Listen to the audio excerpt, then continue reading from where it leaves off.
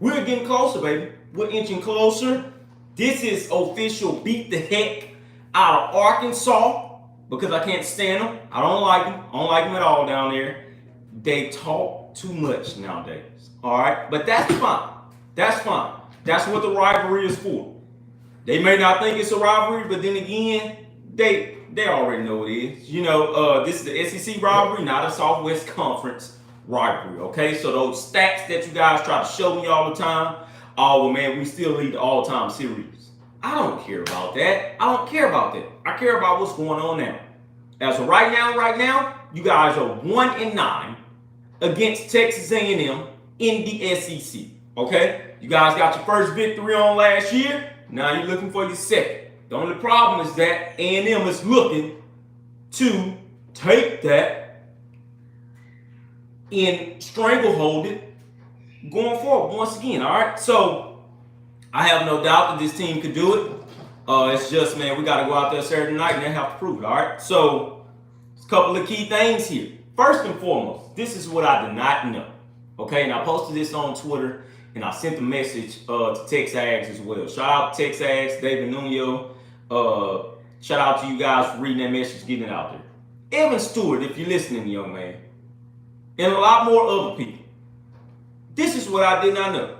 And I think Shamar Turner is from the Dallas area as well. And there's a couple of more guys on this team that's from around that Dallas-Fort Worth area. This is Evan Stewart's coming home party.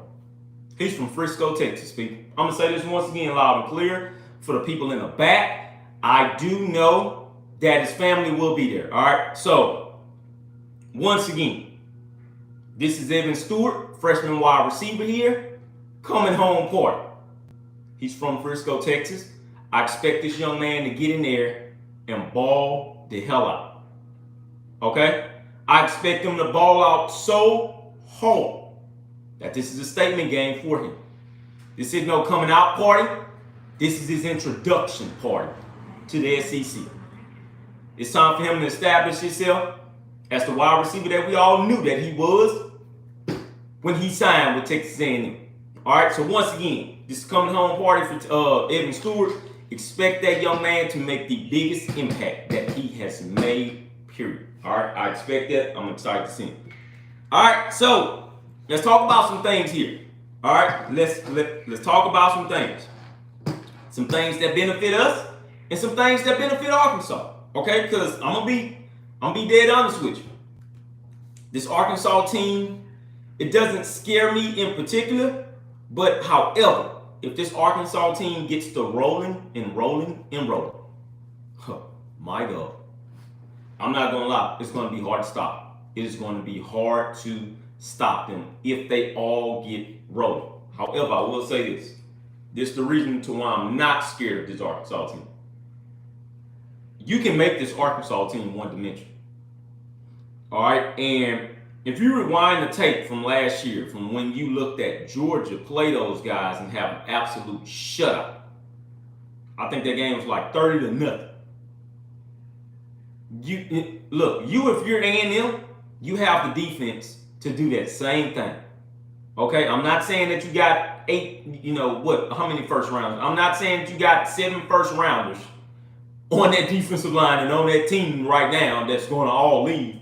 No, what I'm saying is that you have the same amount of talent that Georgia had on defense when they held Arkansas to 0 points. You can do that same thing. Okay? Now, can we score will be the real question. In my mind, I think Texas A&M gets their offense rolling in this game. I know Arkansas has heard all week about their defense is bad. They are god awful, especially in pass defense. They're god awful. I know they've heard it all week long, and they're going to still continue to hear it. They are god awful. You have to take advantage of that. So let's go ahead and get on to it. So let's talk about some things here, percentages and stuff like that. The percentage goals for Texas A&M. Number 1, first and foremost, be better on third downs. Even if you're just running the football, killing the clock, I could care less. Run the football, kill the clock, pass, Get you some first down plays. Continue to go along. Third downs, you need to convert them. All right, just like any other team that's playing football, convert your third downs. Keep going. That's going to be your number one primary thing to do. All right, so turnovers lost. These are the turnovers lost. Arkansas was 48, all right, with about 4 turnovers lost. Texas A&M is tied for number, I can't see the number here. Texas A&M is also tied for number 48. So they're essentially both the same team when it comes to turnovers lost. All right, both of them haven't lost that many turnovers. It's not even much. It's week 4 now, but you've lost 4 turnovers. That's still a whole lot, but you still haven't lost as many as people think that you have lost. All right, so you only got 4. Both of you guys are tied in there. So hey, that's a good thing. Turnover margin. This is where this A&M defense has to get better in particular and get themselves off the field. All right, you have to continue to give the ball back to your offense, no matter how horrible they've been this year. So turnovers game. This is essentially just turnover margin. Texas A&M is tied at 69. Arkansas is tied for number 23. I'm gonna say it once again. Arkansas is tied for number 23. They're better than you in the turnover margin. All right, KJ Jefferson is not going to turn over the football. I know this for sure, and that's just how he rolls. All right, it is what it is. So third down percentage defensively. This is where once again A&M has to get better. This is your keys to winning. Arkansas is number 31. Which is very good, although that defense is that bad, they still know how to get off the field on third downs. Where Texas A&M is number 70. You guys get better right there.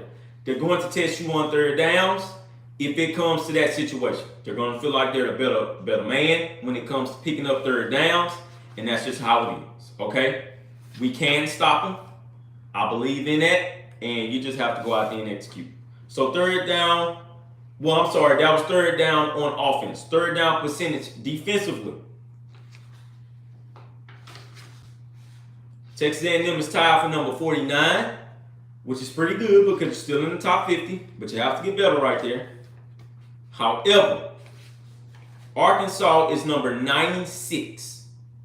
So we thought our third down defense was bad. No, Arkansas third down defense is horrific. Once again, you got to exploit these weaknesses that Arkansas has. The Arkansas coaching staff knows this. The Arkansas fan base knows this.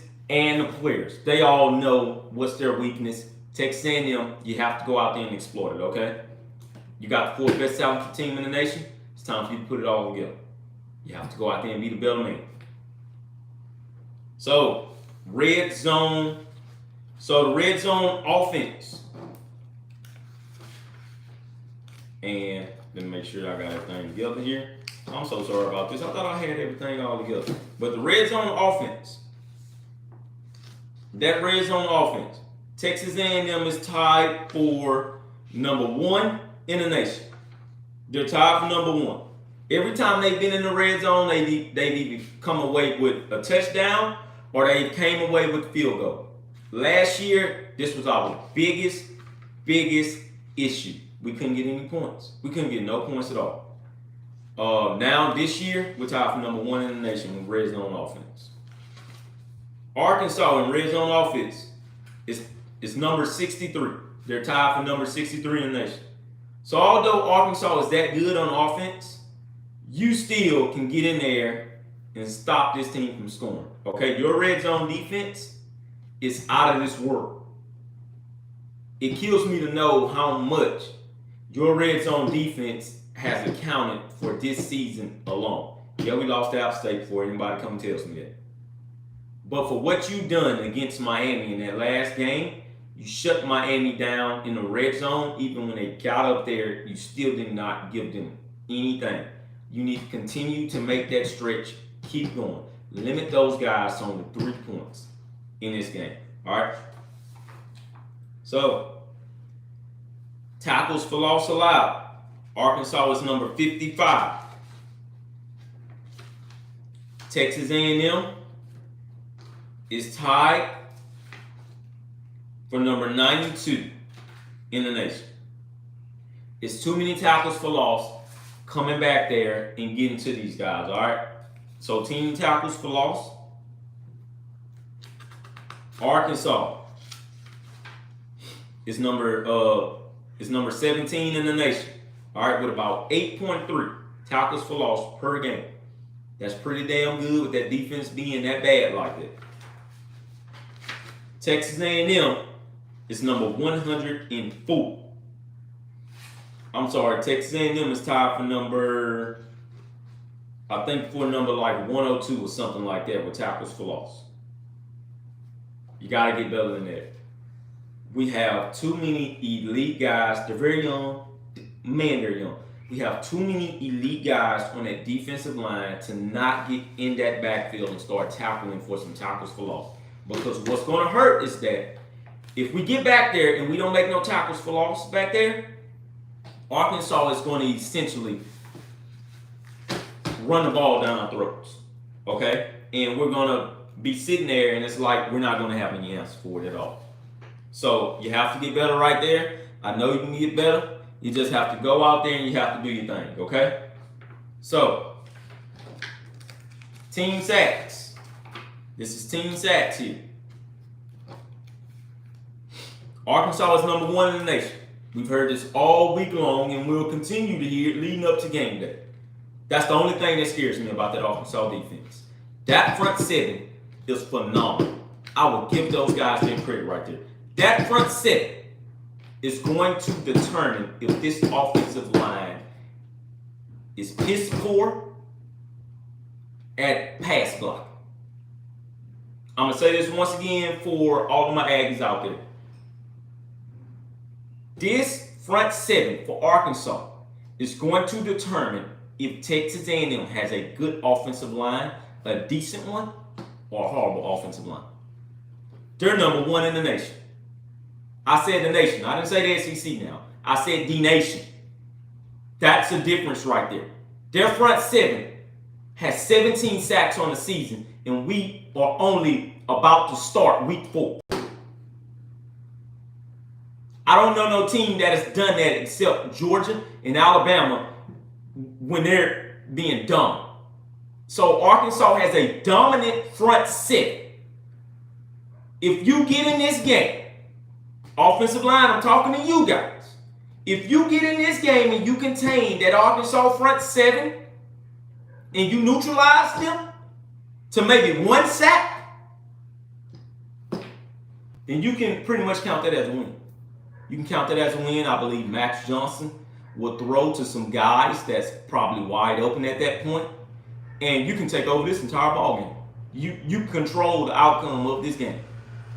All right, so their front seven, once again, has 17 sacks on the season. They're averaging 5 sacks a game.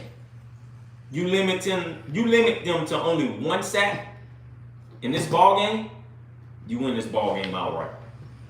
Outright, okay? So Texas A&M, we are tied. We're tied for in the hundreds, I believe. It doesn't give me a ranking right here because we're tied with somebody. But we're tied in the hundreds. We're averaging 1 sack per game. We have only 4 sacks on the season. Once again. And I'll say it for you. We signed about 6 5-star defensive linemen. We already had guys there that are already 5 stars. It's time for you to start pushing that offensive line. It's time for you guys to start pushing those offensive linemen all the way back already, okay? You have to push this. You have to push that offensive line back. That ain't gonna be no easy task. I'm finna tell you that right now. Why? Because they have Sam Pittman. And where do you think Sam Pittman fingerprints on? It's on the offensive line. That's why those guys are that good. If this defensive line can get that breakthrough, that offensive line, which I'm not going to say is elite, but they're pretty damn good. They're pretty damn good there. If you can break through that line, you shouldn't have no issues. But it's time for this defensive line to become elite. This is the game. You got to do it. All right, once again, if you neutralize that offensive line and you get to KJ Jefferson, then we got something rolling here. We got something rolling. I see an Arkansas fan in here. Shout out to you. Top 10 to 15 O-line. That's why I said, where do you think Sam Pittman fingerprints at? It's on the offensive line. That's his baby. That is his baby. You get in there and you disrupt that offensive line and you get to KJ Jefferson. I'm looking at that game back when they played Georgia once again. If you disrupt that offensive line like Georgia did last year, you can limit this Arkansas team. All right. So, sacks allowed here. Texas A&M is tied for, I believe, number 60 or 50, with averaging only 1 sack given up per, 1.6 sack given up per game. Arkansas, this is going to test their defensive line. They're tied for number 41. So once again, Arkansas is tied for number 41 as they've given up 4 sacks so far. All right, their run blocking out of this world. Out of this world. You have to get back there in the backfield. All right, so this is one. This is another one in which I don't know if I pronounced this yesterday or not, but Texas A&M scoring defense. They're number 9 in the nation, and Arkansas scoring defense is number 79. So I did mention that on yesterday. I do remember that. I mentioned that. All right, so let's talk about a little bit of these specifics here, okay? And I wanted to give you guys this to let you guys know where we are. All right. And look at all the paperwork. Look at all the paperwork. Yes, I done my homework. I do my homework, man. And I do it well. So passes defended. This is where you guys are going to really, really have to watch. And if we force KJ Jefferson to pass only, this is the guy that you guys need to watch. And this is the guy who Arkansas is watching already. Tyreek Chappelle. Tyreek Chappelle. I can't talk about that young man enough. I can't, man. I'm sorry. I cannot talk about that guy enough. All right? This guy is going to get in there and he's going to make some plays on these Arkansas wide receivers. He's going to make a ton of plays in this game. Tyreek Chappelle let the entire country, let the entire nation know that it ain't no such thing as a sophomore slump anymore. This guy is tied for number 24. All right, and this is what passes defended. He's tied for number 24. He has about 1.3 passes defended per game. All right. He has about 4 passes defended. He's out there, man. He's that darn good. I still have no clue why they ranked him as a 3-star recruit when he came out. But Tyreek Chappelle is letting everybody know that he should at least been ranked a 4-star. Maybe not a high 4-star, but a 4-star at least. All right, there's a lot of guys say rankings don't mean anything. You don't have to tell me that. I already know.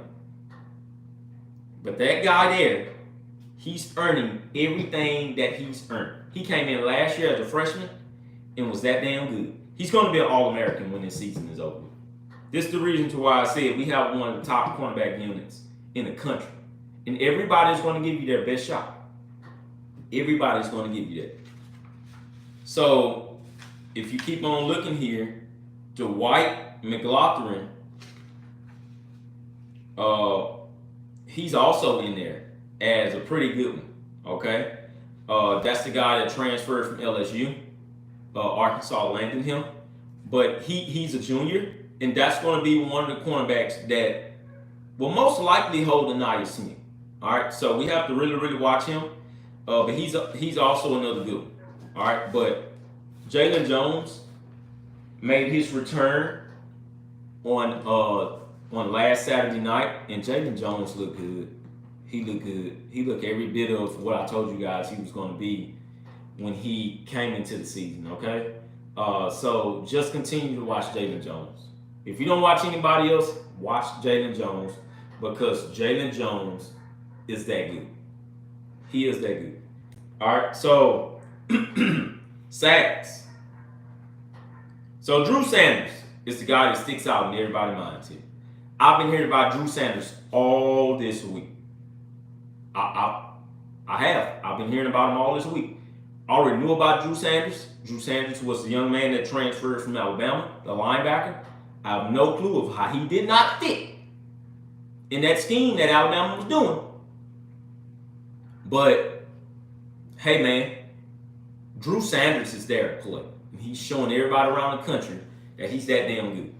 All right, so this is one of the top linebackers in the country. In sacks, he's number 2. So they're going to blitz a lot. Barry Odom is going to bring the heat. This is what's going to have to happen. Not only the offensive line is going to have to pass block really good, but A-Chain too is going to have to make some plays in there. A-Chain is small, don't get me wrong, but he's going to have to show the world that he can pass block. He's going to have to show it.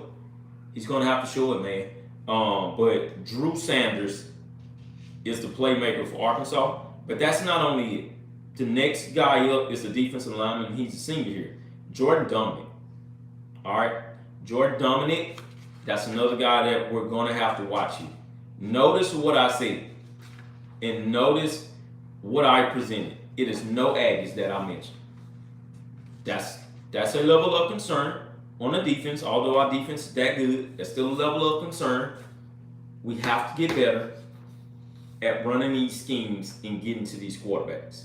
We have to get there, all right? We have to really, really make some plays, and we have to get there. So far as, like I said again, so sack-wise, and it's another guy on here as well. Jaden Johnson is the guy that we're going to have to watch as well. All right, so I'm giving you specific names here in which when we watch this game, if they're limiting those guys, I like my chances with A&M. I still like my chances with A&M. And the thing of why I like my chances with A&M is because just like how they told us all week long that offense isn't going to work in SEC play, I'm going to tell you guys this here, that Arkansas defense isn't going to work in SEC play. It is not going to work. It's not good. If you guys telling me what I think you guys telling me about all of these great offenses and how it's explosive and stuff like that, Arkansas defense is going to have to get better. If they expect to win the SEC West and expect to be the number 2 and number 3 team. I like our chances with our defense and I like our chances with our offense. All been that bad. All right, I'm not going to say it's going to be I did say it was going to be a blowout. But that's only if we limit that Arkansas offense. That's only if we limit that Arkansas offense. I like my chances of a 31-10 ball game. I'm not going to say we're going to score 50. I will not say it. All right, I will not say it. So, hey, it is what it is. All right, so tackles for loss here. Once again, Drew Sanders is in here. That's going to be the guy that you're going to see all game. Even if he don't make any plays, he's going to try to disrupt. And that should be it. It's only Drew Sanders. Only Drew Sanders for Arkansas. Expect Drew Sanders. If he don't go in the first round, he's going to go in the second. All right, so expect that young man to come out. Passing efficiency. Usually I have all this stuff circled, guys, but I just print all this stuff out, like literally. All right, so passing efficiency. I could have sworn KJ Jefferson was on here somewhere. I don't know why I'm not seeing KJ, but I want to give an accurate number of when I give out KJ here. Come on now, KJ, where are you at? I don't see him anywhere. God, I hate that. But now it looks like I'm just looking. So passing efficiency, KJ Jefferson should be up there in like the top 25, at least top 30. I don't know why I'm not seeing him on my list here, but KJ is in there. It's just a simple fact of that KJ is not asked to pass the ball as much because the running game is already working. All right, so you all have to remember that. So receiving touchdowns, Anaya Smith is the guy that you have to watch here, but also Jaden Hazelwood. Jaden Hazelwood as well is also in here, in the guys that you have to watch for the receiving touchdowns, okay? So far as receiving yards, so I gotta get all my notes here. So far as receiving yards, Anaya Smith is tied for number 38 in the country with about 259 receiving yards. That ain't no wild factor by any stretch of the imagination, but Anaya Smith will be an integral part of this passing game. In this game, of this passing game in this game, and going forward, period. All right, so they're going to have to watch Anaya Smith. We will move Anaya Smith all around everywhere. It's just a simple fact of, can the DBs hold up that long to see Anaya Smith either running across the field or Evan Stewart and Chris Marshall, because those guys are going to get loose.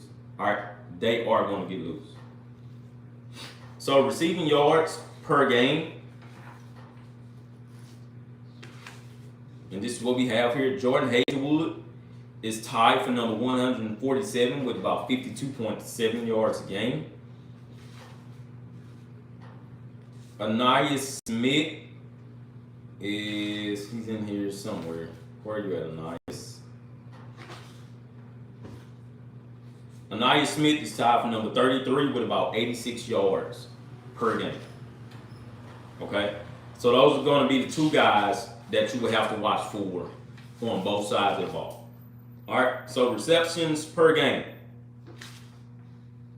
Anaya Smith ranks up there. They got him tied. I don't know who he's tied with. But Anaya Smith ranks up there with about 4 receptions per game, as well as Matt Landers, which is also a wide receiver for Arkansas. He's a senior wide receiver. He ranks up there with about 4 receptions per game as well. Jaden Hazelwood is tied for number 115 with about 4.3 receptions per game, and that's going to be about it. All right, so us Aggies got to really, really come on with it. We have to come on with it. So KJ Jefferson, this is the guy that we're going to have to watch run this football. He's tied for, he's 119 with rushing yards on the season. That in rushing yards per game. The guy that we're really, really concerned about is this guy here. And also A-Chain is 89. He is 89th in the nation with rushing yards. Just so far as rushing yards on the season. The guy that we're worried about, I cannot remember his name, but he's the running back for Arkansas. I don't know why it's not popping up here. Raheem Sanders. There we go. Raheem Sanders. We got to contain Raheem Sanders. All right?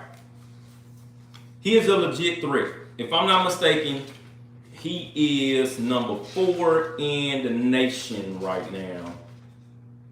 Yeah, he's number 4 in the nation right now with rushing yards. He has about 440 rushing yards on the season. So they're going to be a legit rushing threat. We saw this on last year. We cannot get fooled this year by the same outcome. All right, so that's all I have for you guys.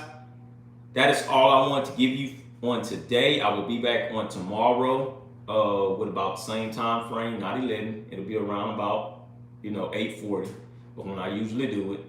And we'll go from there, all right? So I love all of you guys. Make sure you subscribe to the show, please. And make sure you hit that like button down below, man. Let's continue to get this podcast out there. I love all of you. #GigaMax.